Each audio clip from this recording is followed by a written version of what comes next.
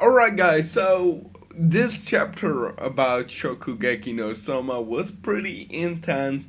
A lot of stuff has happened and a couple of things that I was like, maybe it is not happening, but I see that it's now more plausible and more like realistic to think about that.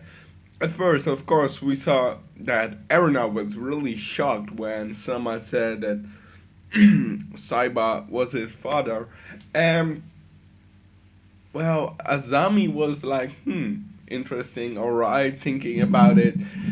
And I was like, alright, he got some plan, but I do not know what's happening because the old woman from Polar Dome was like, well, he wants to get his revenge, but revenge for what? I'm wondering because what has happened? There is so much stuff we do not know about Saiba and Azami. Of course, the first thing that pops in my mind is Saiba did not finish the school, even though he is very, very good. So you must be wondering, like, is he not why has he not done that? There must be happening something really incredible that he got off left or kicked or something. He did not make it out, but that's still black for us. We don't know what it is, how it happened. And Azami is still like this shady guy, and we don't know what he really wants to form with Central and what his main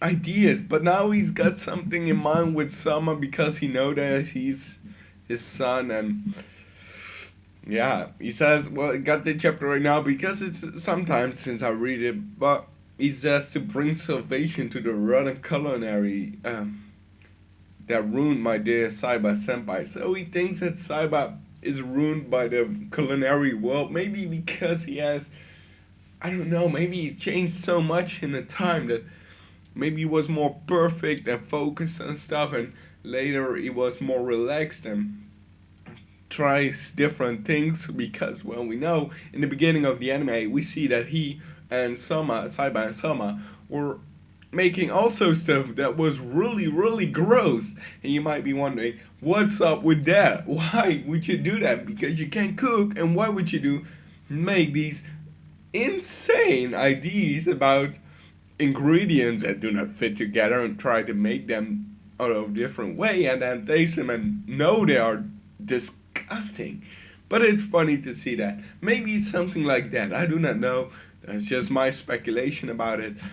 Well, also something that I don't know when it happened, but yes, that was like in the end, more towards the end of the manga, we saw that the 7th seed Ishiki, the 8th seed Kuga, and the 3rd seed Megishima, they were both released of their duty as Elite 10 members.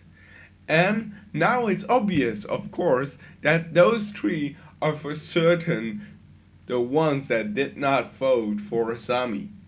And it makes sense because I was already wondering, like, alright, but who? Who did not vote? Because, well, you have 10 members, there should be at least 6 to let an ID get through, or like a plan, make it through the progress, or really using it and really getting through. Because when 5 or 5, it's a tie, and then I do not know how that happens, but what happens then. But when I see these three, I was already thinking, of course, Ishiki, he would not say Azami is a good ID. That makes sense. Kuga was also somebody I could see. And Magishima, well, I didn't know really what he was, but now I can understand it because I already thought he was very laid back, relaxed, not with these crazy kind of ideas. But now it seems that he's also relieved of his duty as an Elite 10, and he's one of the best eventually. Of course, the 2nd seed was. He also talked about the 2nd seed and that she has also some sort of ideas about rebellious side, but she isn't really that much of a problem, he thinks. And that makes up with 4 people. And I'm really wondering because if she did not vote against, she didn't agree with him. So I think she did not vote for it. But I'm wondering, like, Erina is also part of that. So if you have 4 members already, and Erina is also there, why, or the second C did vote for Azami, why did Erina vote for him, for Azami? Because she could say, well, I don't like it, I'm against it, and then they had 5-5, and it's a tie. I do not know how they resolve ties, but that would be a whole different story. But I do not know, because the plan got through, and I do not know how it happened, but Ishiki already saw it coming, and I already saw it coming that, well, this would happen, of course. I'm really wondering, like, who different kind of guys are going to come from the Elite 10, but now we saw the last chapters, or the last couple of pages, that we saw that the Elite 10 is getting on some sort of hunt, like the Central Hunt, Survivors Hunt. They say it at the end, I'm like, alright, shit's going down. It's still not normal. It's still wreckaged, and it's still a bit troublesome. Now I know that Azami got still some power, or lots of power, when it comes to Central and stuff like that.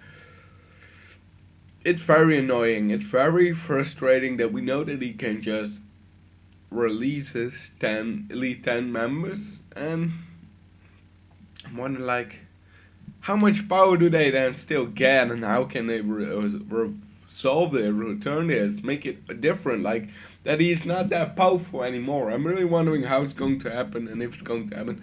I can now already see Saiba coming back, or something revolving around the story, because there's a lot we need to know about him, and I think he's a perfect person to tell us, or the old woman in Polydom. Alice, that's all I got for now. I hope you enjoyed it. Please give it a thumbs up if you liked it. Share it with your friends, maybe your mother if she likes cooking.